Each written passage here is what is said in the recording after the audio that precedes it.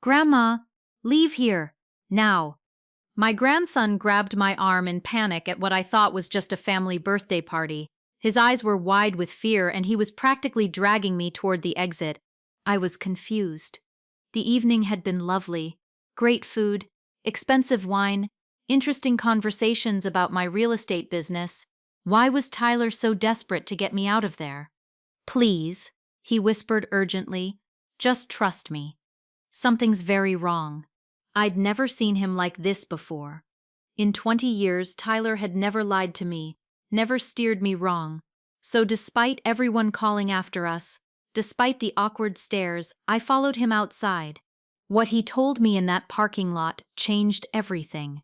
See, 3 days earlier, I'd had a heated argument with my daughter and son-in-law about money.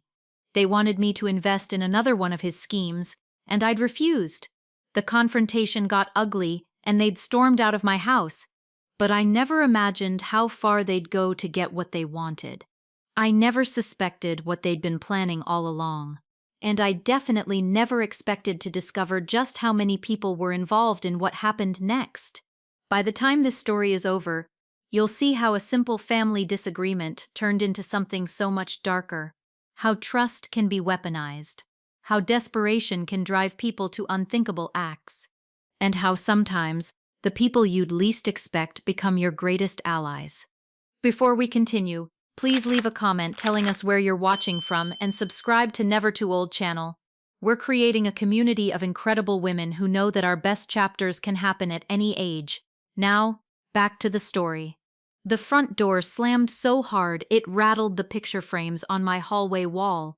Julie stormed into my living room without so much as a hello, her heels clicking sharply against my hardwood floors like gunshots.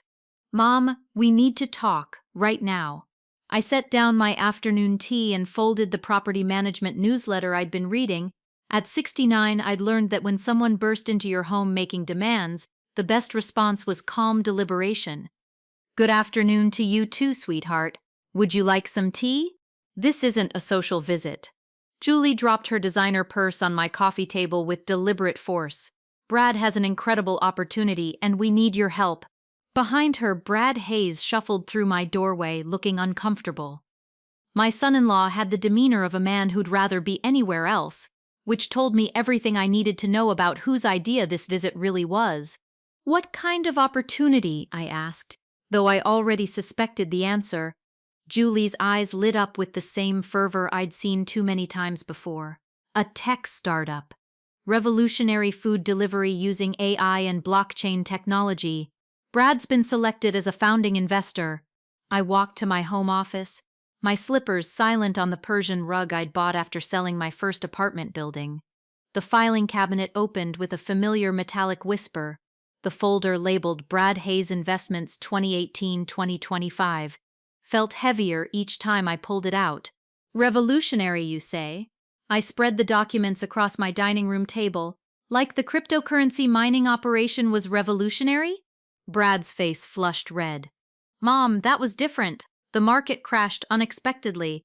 $45,000 lost to a company that existed only on Instagram. I pulled out bank statements. Then there was the organic smoothie franchise. The location wasn't right. Julie interjected quickly. $38,000 for equipment that's currently gathering dust in your garage. I continued shuffling papers. And my personal favorite, the imported luxury car business. Those regulations changed without warning, Brad mumbled. $52,000 to a man who disappeared with your deposit money the day before delivery. I closed the folder. That's $135,000 of my money, gone, not invested, gone. Julie's composure cracked. You always focus on the failures. What about Brad's successes? I'm still waiting to see one. The silence stretched between us like a chasm. Outside, I could hear Mrs. Henderson working in her garden, the normal sounds of a quiet Tuesday afternoon in our Beaverton neighborhood. This is different, Julie said, her voice rising. The startup has real backing, real technology, real potential for massive returns. Show me the business plan. We don't have it with us, but then you don't have my money. Brad stepped forward, finally finding his voice. Mrs. Sullivan, I understand your hesitation, but this is a limited time offer. The investment window closes Friday. How convenient. Just like the cryptocurrency deadline and the smoothie franchise early bird special. I stood up, indicating the conversation was over. The answer is no. Julie's mask of politeness finally slipped completely. You're being selfish, Mom. You're sitting on all this wealth while your own family struggles. I'm sitting on the results of 40 years of 16-hour days, difficult tenants, and property renovations I did with my own hands. My voice remained steady, but I felt the familiar fire building in my chest, wealth I earned through careful planning and hard work. Times have changed, Julie snapped. You don't understand modern business. Everything moves faster now. Scams have always moved fast, dear. That's how they work. Brad grabbed Julie's arm. We should go. But Julie wasn't finished. Fine. When Brad makes millions from this opportunity, don't come asking for your share, and don't expect us to take care of you when you're too old to manage all those properties alone. The threat hung in the air like smoke. After they left, slamming the door hard enough to make my china cabinet shudder, I stood in my living room listening to the echo of their footsteps fade away. Through the window, I watched them argue beside their car. Julie's arms gestured wildly while Brad shook his head. Whatever they were discussing, it was heated enough to draw stares from neighbors walking their dogs. I returned to my filing cabinet and pulled out a different folder. This one contained property deeds, bank statements, and investment portfolios representing 4 decades of careful wealth building. Sullivan Properties now owned 312 rental units across 3 counties. Not bad for a woman who'd started with a single duplex and a dream. Julie was right about one thing. Times had changed, but some things remained constant. Hard work, honest dealing, and the consequences of poor judgment. I made fresh tea and settled back into my chair, returning to the property management newsletter. The afternoon stretched ahead peacefully, filled with the simple satisfaction of having stood my ground. Outside, a car engine roared to life with unnecessary force. Through my lace curtains, I watched Brad's BMW speed away, tires squealing slightly as they turned the corner onto Cedar Street. The quiet that followed felt ominous. Morning sunlight streamed through my kitchen window as I prepared for my weekly property inspections. At 69, I still insisted on personally checking every building in my portfolio. Tenants respected landlords who showed up, and problems were easier to solve when caught early. I grabbed my inspection clipboard and car keys, then opened the front door to retrieve my morning newspaper. The sight that greeted me stopped me cold. My mailbox lay twisted and broken on the sidewalk, the metal post bent at an unnatural angle like a broken bone. The wooden post had been attacked with what looked like a baseball bat, splintered pieces scattered across my front lawn. But worse was the splash of bright red paint across my white front door, dripping down like blood, with the word selfish spray-painted in jagged letters. My stomach dropped as I surveyed the damage. This wasn't random vandalism. This was personal. This was a message. I walked carefully around the debris, checking for other damage. My flower beds had been trampled, tulips crushed under heavy footprints. The timing was obvious.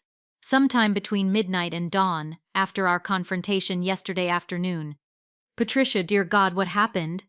Mrs. Henderson's voice carried across the small gap between our properties. She stood on her porch in her morning robe, coffee mug in hand, staring at the destruction with genuine shock. Vandalism, apparently. I kept my voice steady, though anger burned in my chest.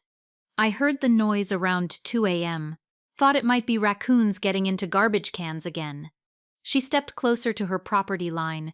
There was a car idling on the street for a while, dark-colored sedan. I almost called the police, but then it drove away. The timeline crystallized in my mind. 2 a.m. vandalism. A waiting car. The personal nature of the attack. Someone had come prepared with spray paint and a weapon, targeting my home specifically after yesterday's confrontation. Did you see who was driving? Mrs. Henderson shook her head.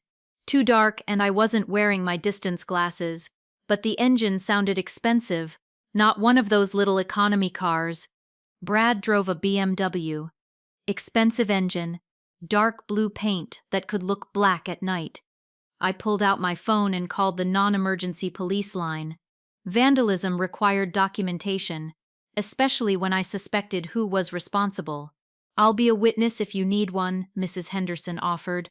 "This is a safe neighborhood. We look out for each other here." The police officer arrived within an hour, a young woman who took detailed photos and notes. She seemed genuinely concerned about the personal nature of the attack. "Any recent disputes with neighbors? Business conflicts? Family issues?" I hesitated. Accusing Julie and Brad without proof could backfire spectacularly.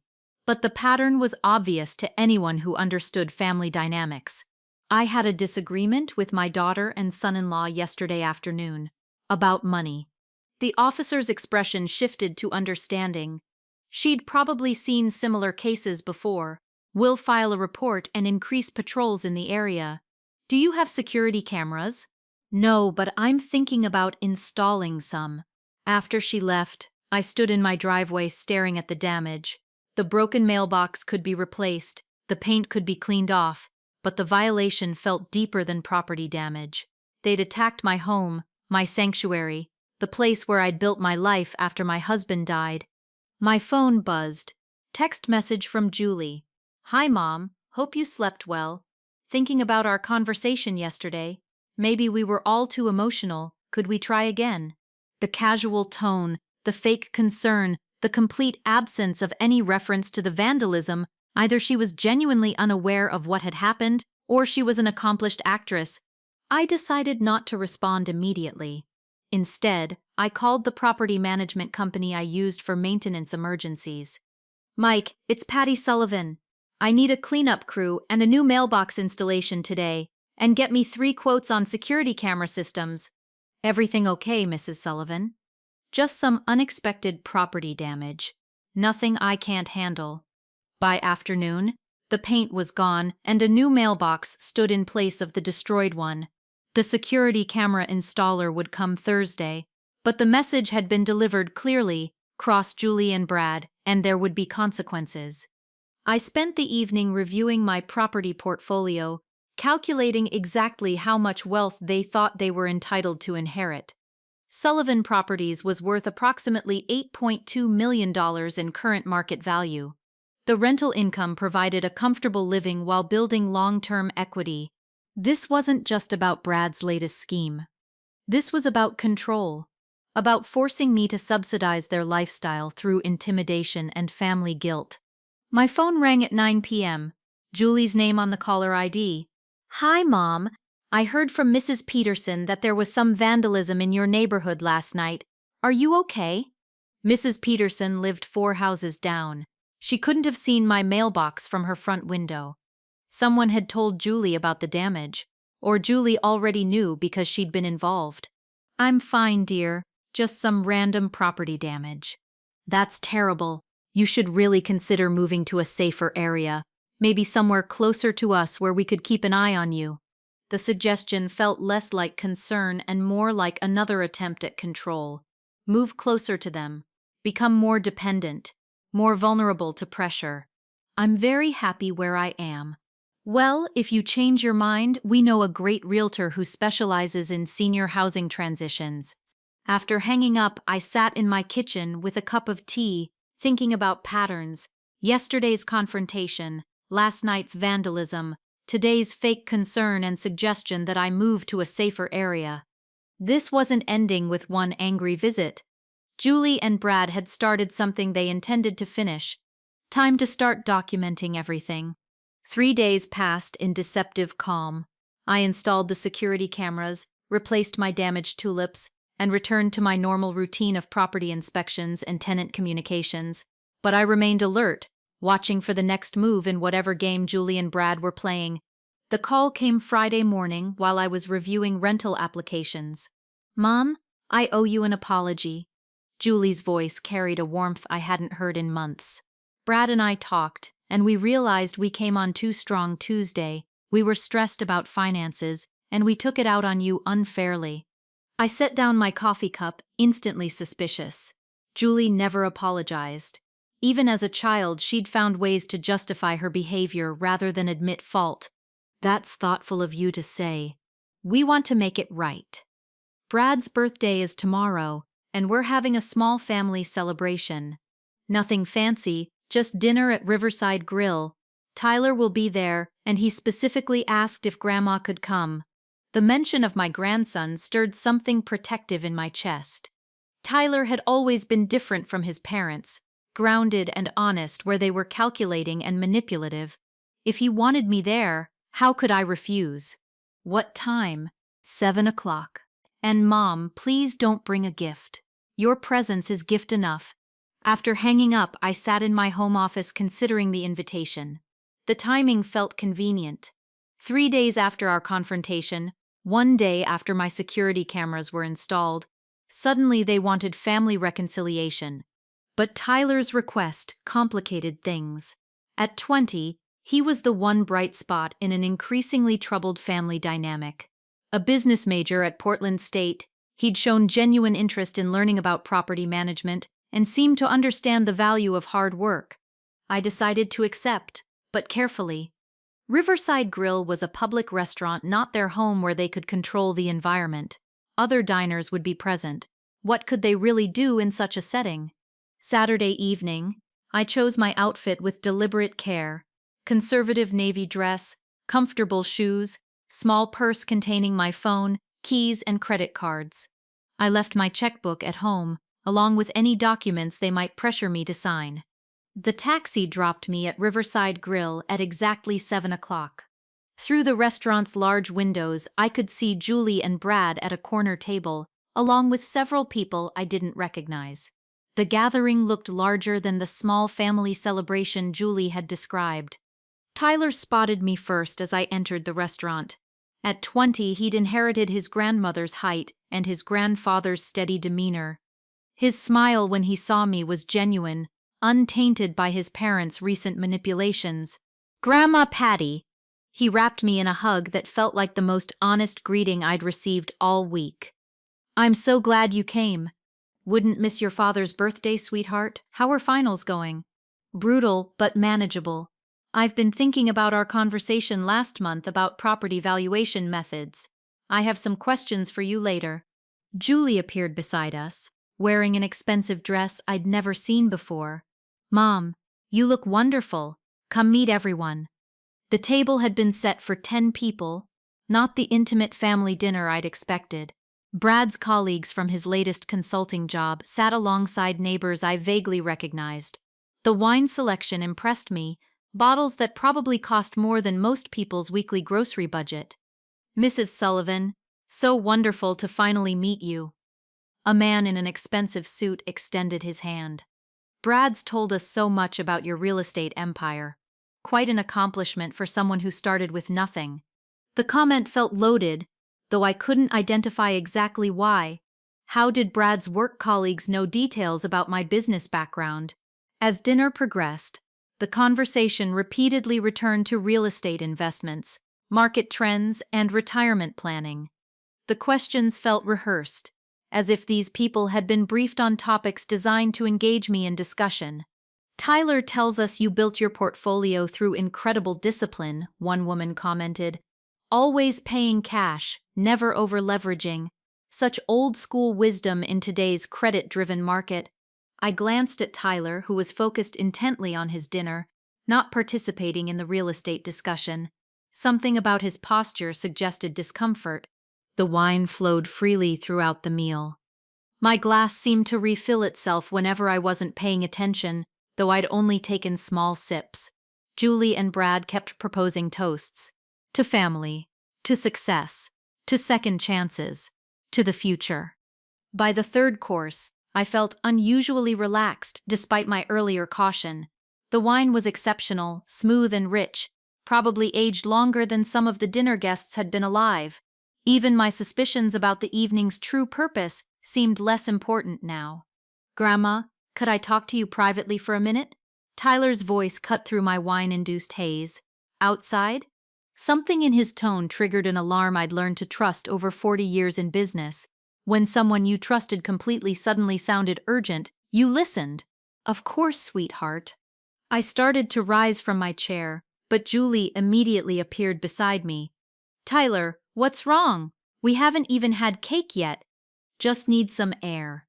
The restaurant's pretty warm. Brad stepped closer, his smile never wavering. Son, your grandmother was just starting to relax. Why don't you wait until after dessert? But Tyler's expression had changed. Gone was the easy college student demeanor, replaced by something that looked like fear mixed with determination. Grandma, we need to go outside, right now. The desperation in my grandson's voice sobered me instantly. In 20 years, I'd never seen Tyler look genuinely frightened. Confused? Yes. Frustrated with his parents, certainly. But never this kind of raw urgency. I think I could use some fresh air too, I said, beginning to stand despite Julie and Brad's hovering presence. Mom, don't be ridiculous. Julie's cheerful facade cracked slightly. We have a special dessert coming, and there are people here who want to talk business with you. Something in their coordinated response triggered the same alarm I'd felt Wednesday morning when I discovered the vandalism. When people worked this hard to keep you somewhere, it usually meant you needed to be somewhere else. The evening's been lovely. But Tyler's right. I could use some air. I moved toward the restaurant exit, but Julie stepped into my path. Just 5 more minutes, Mom. There's someone special Brad wants you to meet. Tyler made a sound that might have been a stifled warning. When I looked at him, his eyes were wide with something that looked like panic. That decided it? I trusted Tyler completely, and right now he was telling me to leave. Thank you for a wonderful dinner, I said firmly, stepping around Julie toward the door. I'll call you tomorrow. Outside in the cool evening air, Tyler grabbed my arm with surprising intensity. Grandma, we need to get you out of here, fast. Tyler led me quickly across the restaurant's parking lot, away from the large windows where our table was visible. Under the streetlights, I could see his hands trembling as he pulled out his phone. I'm calling you a taxi. You can't go back in there. The urgency in his voice cut through the last of my wine-induced relaxation. Tyler, what's happening? What's wrong? He looked back toward the restaurant, then moved us further into the shadows between parked cars. Grandma, I overheard Mom and Dad planning something terrible. They weren't just trying to get you drunk tonight. A chill ran down my spine. What do you mean? They put something in your wine. Some kind of drug that makes people confused and compliant. I heard Mom talking to Dad about it yesterday when they thought I was at class. The words hit me like a physical blow. Not just alcohol manipulation, but actual drugging. My own daughter had been poisoning me. Are you certain about this? Tyler nodded, his young face grim with knowledge no 20-year-old should have to carry. Mom got the drug from her friend Rachel, who works at a veterinary clinic. It's something they use to calm aggressive animals before procedures, makes them docile and confused. My legs felt suddenly unsteady. I leaned against a parked car, trying to process the enormity of what Tyler was telling me. How long have you known? I started getting suspicious Tuesday night after you guys fought. Mom and Dad were whispering about Plan B and making phone calls to people I didn't recognize. Then yesterday I came home early and heard Mom on the phone saying the drug will make her compliant enough to sign anything we put in front of her. The restaurant seemed to spin slightly as I absorbed this information. Everything made sense now. The larger gathering to provide witnesses, the constant wine refills, the rehearsed questions about my business designed to establish my mental competence before the drugs took full effect. Tyler, where were they planning to take me? There's a private dining room upstairs. Dad reserved it for after dinner. He told everyone you wanted to discuss business opportunities in a quieter setting. Tyler's voice cracked with emotion. Grandma, there are lawyers up there. Real lawyers with real documents. The complete picture crystallized with terrifying clarity. They'd planned to drug me into compliance, then parade me upstairs in front of witnesses who would later testify that I'd appeared lucid and willing to sign business documents. The perfect crime disguised as a family celebration. What kind of documents? Transfer papers for Sullivan Properties.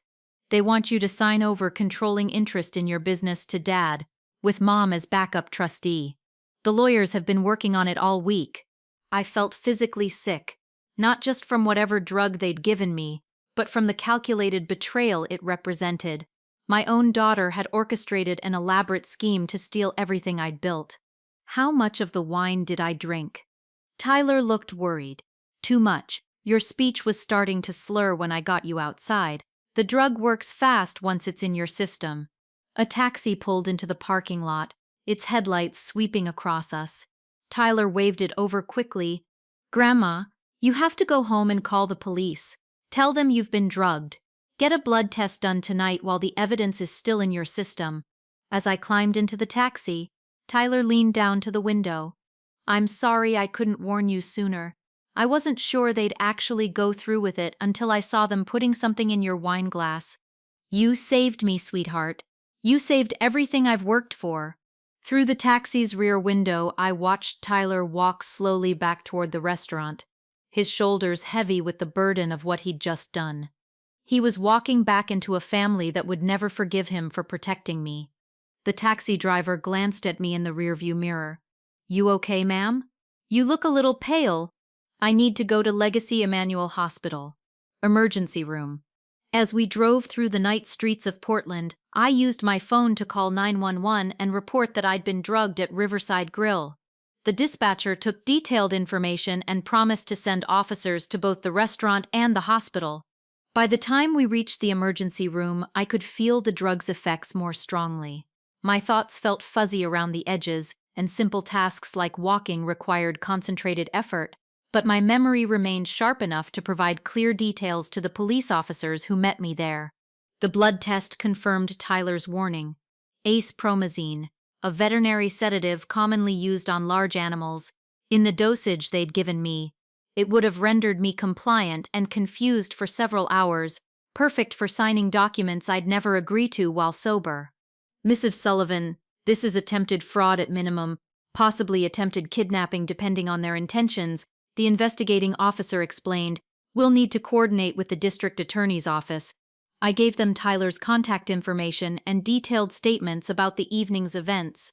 The restaurant's security cameras would provide additional evidence of the drugging, and the private dining room reservation would support the premeditation charges.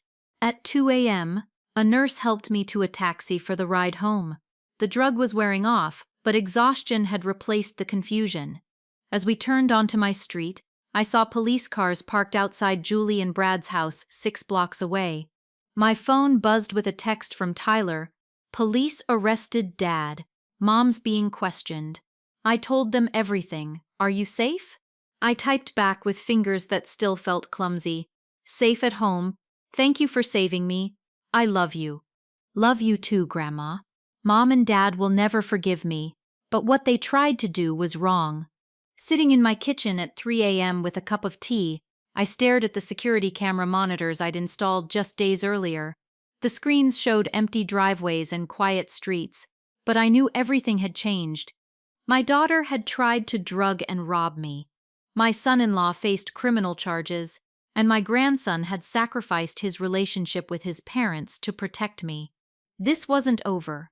Julie and Brad might face legal consequences, but they'd also face something else, the systematic destruction of every lie they'd built their lives upon.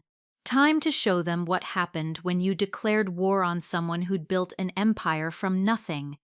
Tomorrow, I would start fighting back. Monday morning brought the kind of crisp autumn air that usually energized me for a full day of property management tasks.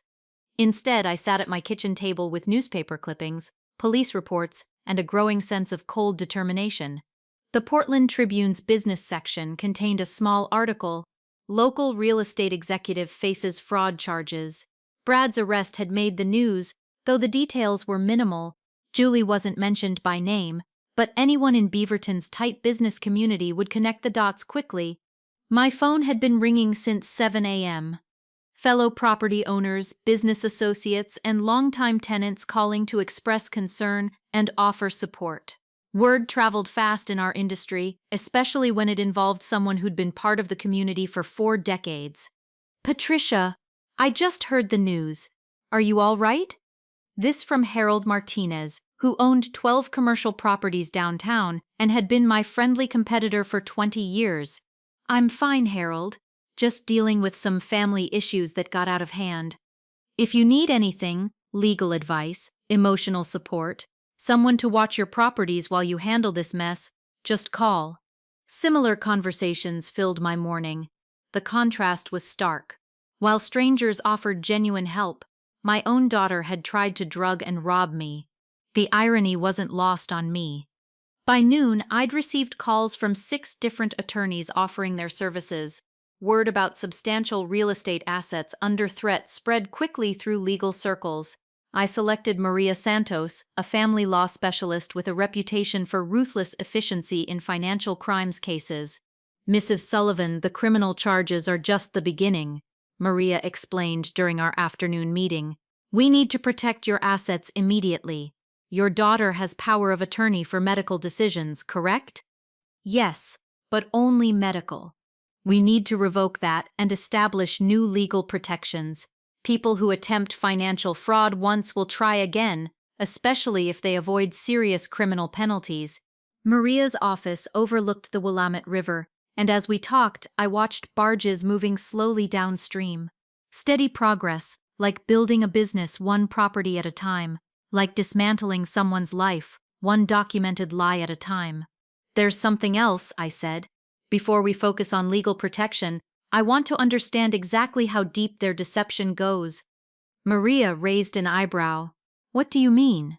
Saturday night wasn't their first attempt to manipulate me. They've been planning this for weeks, maybe months. I want to know everything they've done, everyone they've involved, every lie they've told. That could get expensive. Private investigators, financial audits, background checks. I can afford it. And I suspect what we find will be worth the investment. Maria made notes while I explained about Brad's failed businesses, the pattern of bailouts, Julie's expensive lifestyle that didn't match their supposed financial struggles, and the sophisticated legal trap they'd prepared at the restaurant. This level of premeditation suggests they had help, Maria observed. The veterinary drugs, the lawyers, the private dining room reservation. Someone with legal knowledge guided this plan. That possibility hadn't occurred to me, but it made sense. Julie worked in financial services but didn't have the legal expertise to structure a complex fraud scheme. Someone had coached them through the process. Can we find out who? Absolutely. Financial fraud cases often involve networks of accomplices. The district attorney will pursue those connections as part of the criminal investigation, but we can conduct our own parallel inquiry. I left Maria's office with a clear action plan, legal protection for my assets, private investigation into Julie and Brad's activities, and systematic documentation of every deception they'd perpetrated. But first, I had a more immediate concern. Tyler hadn't returned my calls since Saturday night. I drove to Portland State University and found him in the student union, hunched over textbooks with the exhausted look of someone who hadn't slept in days. When he saw me approaching, relief flooded his young face. Grandma, I was afraid to call. I didn't know if the police needed me to avoid contact or something. I sat beside him, noting the worried glances from other students. You did the right thing, Tyler. You saved me from something terrible, but I destroyed my family in the process. His voice carried a weight no 20-year-old should bear. Mom won't speak to me. Dad's in jail, and it's all because I couldn't keep my mouth shut. Tyler, look at me. I waited until he met my eyes. Your parents tried to drug me and steal everything I've worked for. You didn't destroy the family. They did. Mom says you're overreacting. That Dad was just trying to get business advice and things got miscommunicated. The casual lie infuriated me, but I kept my voice steady. Did you tell the police about the veterinary drugs, about the lawyers upstairs, about the transfer documents? Yes, but Mom says I misunderstood what I heard. Julie was already working to gaslight her own son, making him doubt his own perceptions and feel guilty for protecting me. The calculated cruelty of it made my chest burn with anger. Tyler, I had a blood test Saturday night. The hospital found acepromazine in my system. That's a veterinary sedative. There's no miscommunication about being poisoned. His shoulders sagged with a mixture of relief and sadness. Relief that his perceptions had been correct. Sadness that his mother was capable of such deception. What happens now? Now we make sure this never happens to anyone else. Your parents have been running schemes for years, taking money from people who trusted them. It's time for consequences. I told Tyler about the attorney, the private investigator, and the systematic inquiry into his parents' activities. His expression shifted from worry to something that looked like grim satisfaction. "There's more you should know," he said quietly. "Things I didn't tell the police because I wasn't sure they were relevant. Tell me everything." For the next hour, Tyler shared details that painted a picture of systematic deception far beyond what I'd suspected. Julie had been skimming from her employer's client accounts, covering the theft by manipulating elderly clients' investment statements. Brad had been running multiple schemes simultaneously, using my reputation as collateral for loans he never intended to repay. Most disturbing was their plan for after Saturday night. If the drugging and document signing had succeeded, they intended to gradually increase their control over my assets, eventually having me declared incompetent and taking complete control of Sullivan Properties. "They've been planning this for over a year," Tyler explained. "Ever since Grandpa died and they realized how much money you actually have." The scope of their betrayal was breathtaking. Not desperate people making poor decisions, but calculating predators who'd targeted their own family member for systematic exploitation. By the time I drove home that evening, my sadness had crystallized into something far more dangerous: strategic fury. Julie and Brad had declared war on me, involving accomplices, targeting my life's work, and manipulating their own son to cover their crimes. Time to show them what happened when you underestimated a woman who'd built an empire from nothing. I pulled out my laptop and began creating files, one for each person they'd defrauded, one for each business they'd damaged, one for each lie they'd told using my reputation as collateral. By morning, I would know exactly who deserved to learn the truth about Julie Sullivan Hayes and Brad Hayes. The systematic destruction of their lives would begin with systematic exposure of their lies. Wednesday morning, I sat in my study, surrounded by 3 bankers' boxes filled with evidence. Maria Santos had worked quickly. The private investigator's preliminary report painted a picture of fraud that extended far beyond Saturday night's drugging attempt. Julie had been systematically stealing from Pinnacle Financial's elderly clients for 18 months, manipulating investment statements to hide missing funds. The scheme totaled nearly $400,000 in theft, all covered by falsified paperwork that would eventually implicate her in major securities fraud. Brad's activities were equally damning. He'd used my business reputation to secure loans from 6 different lenders, none of whom knew about the others. The total exposure was $280,000 in fraudulent debt, all guaranteed by claims that Sullivan Properties would back his investments. But the most infuriating discovery was their network of accomplices. Rachel Morrison from the veterinary clinic had provided the ACE promazine. Attorney James Fletcher had prepared the property transfer documents. Financial planner Kevin Walsh had structured the asset seizure strategy. A conspiracy involving medical professionals, lawyers, and financial advisors, all designed to rob an elderly woman of her life's work. "The evidence is overwhelming," Maria explained during our morning meeting.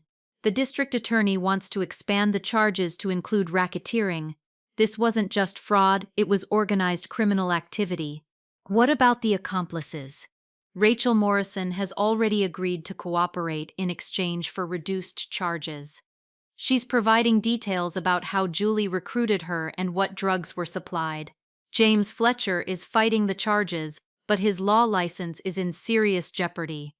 I studied the financial records spread across Maria's conference table. "What about the people they've already victimized? The clients Julie stole from, the lenders Brad defrauded?" That's where things get interesting. Most of the victims don't know yet.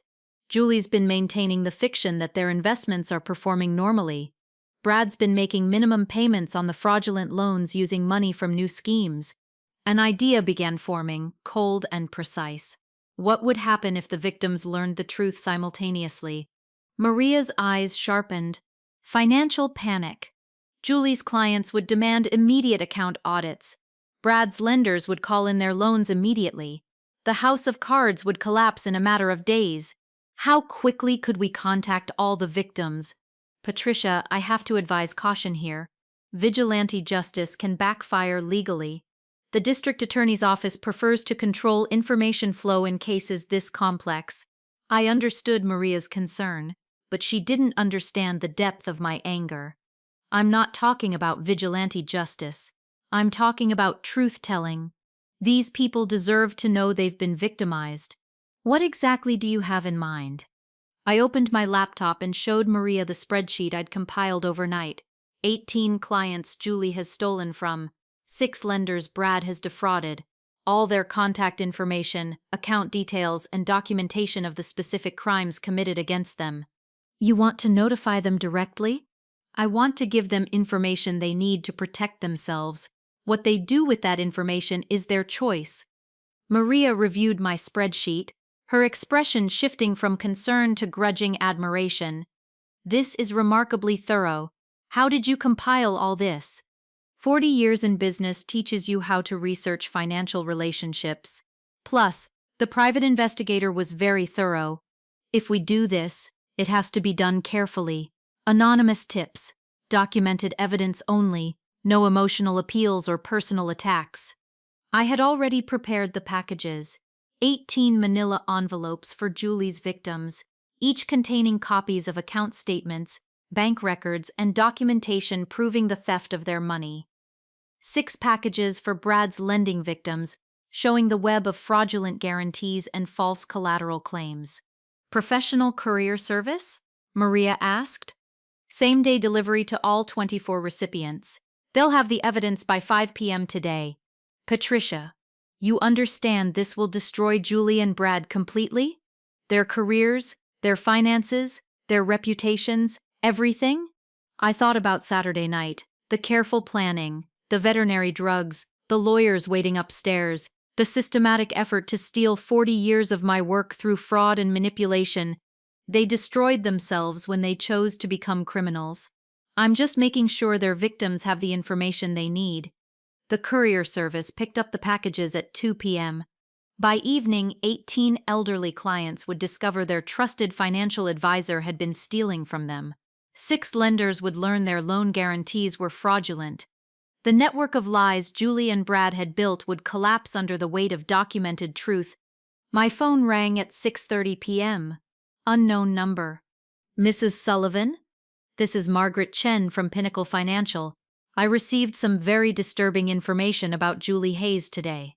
Margaret was one of Julie's elderly clients, a retired teacher whose life savings Julie had been systematically stealing.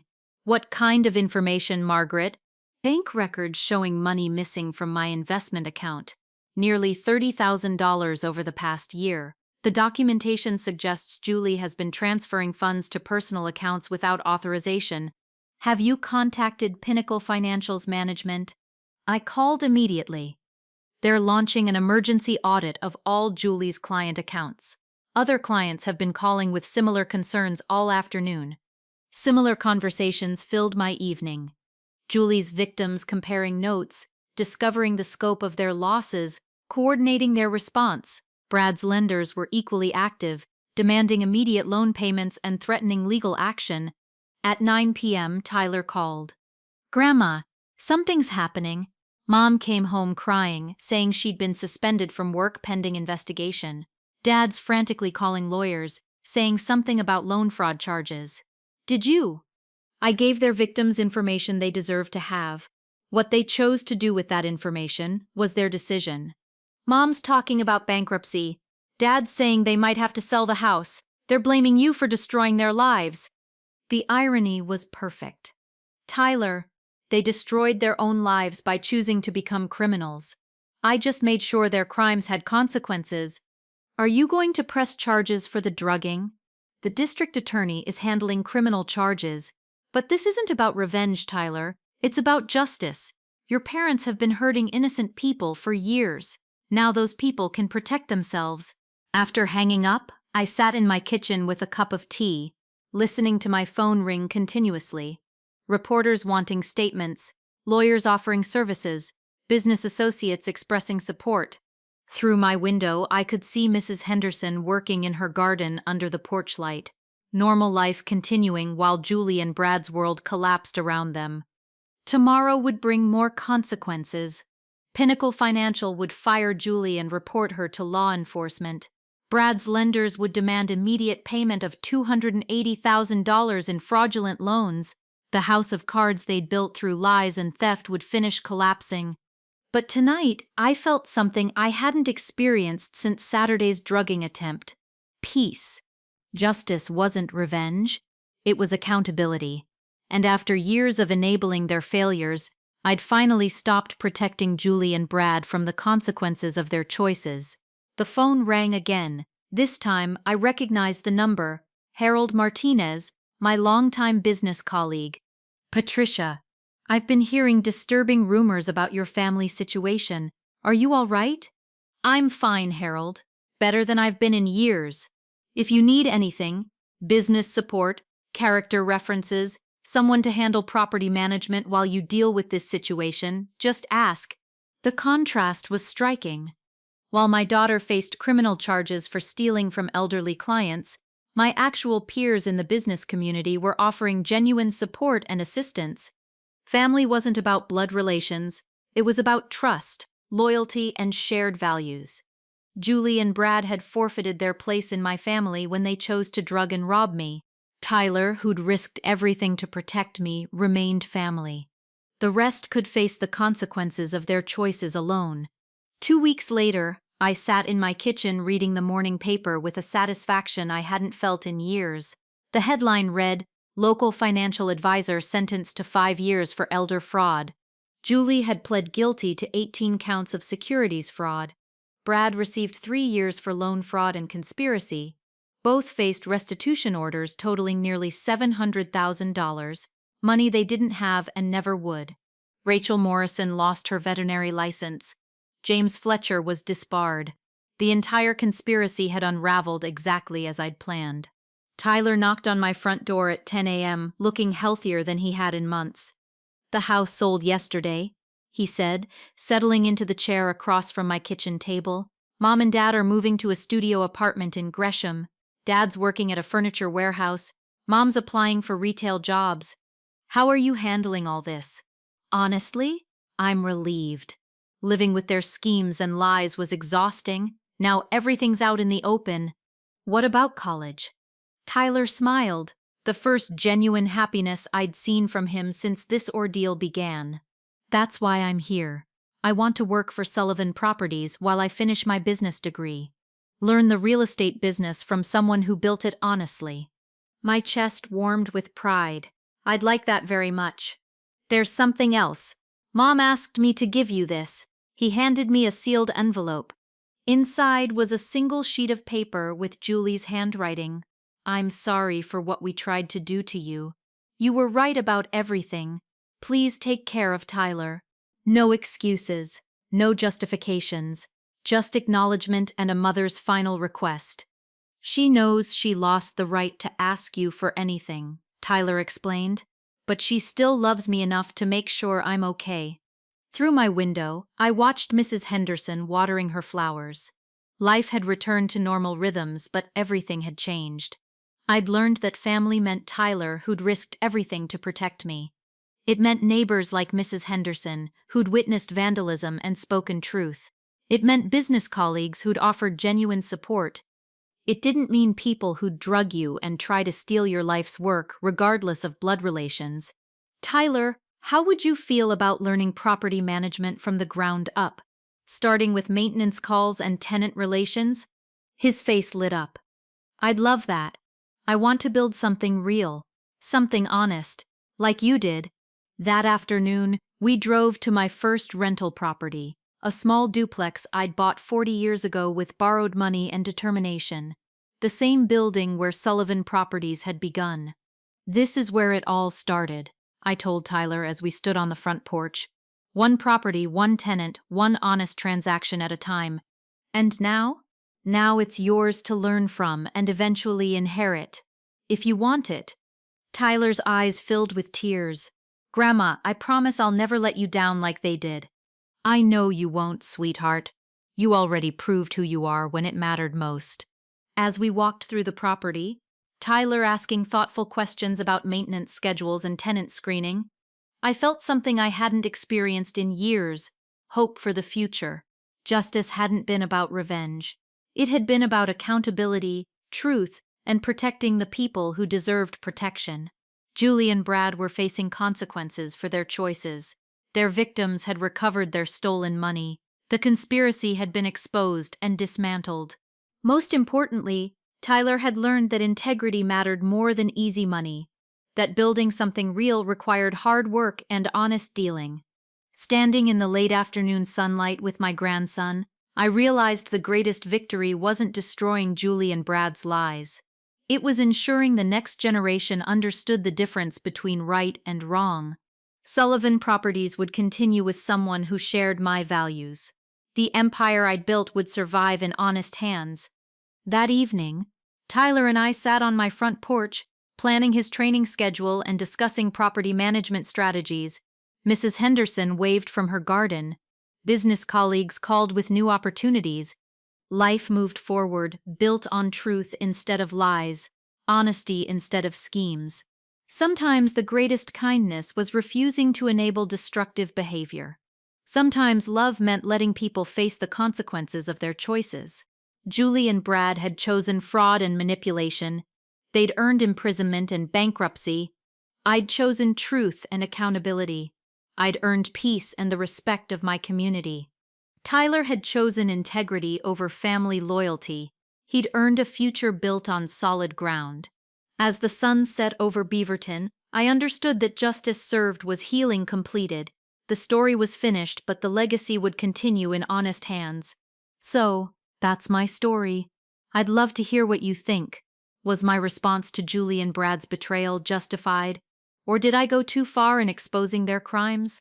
Let me know in the comments and subscribe for more stories like mine.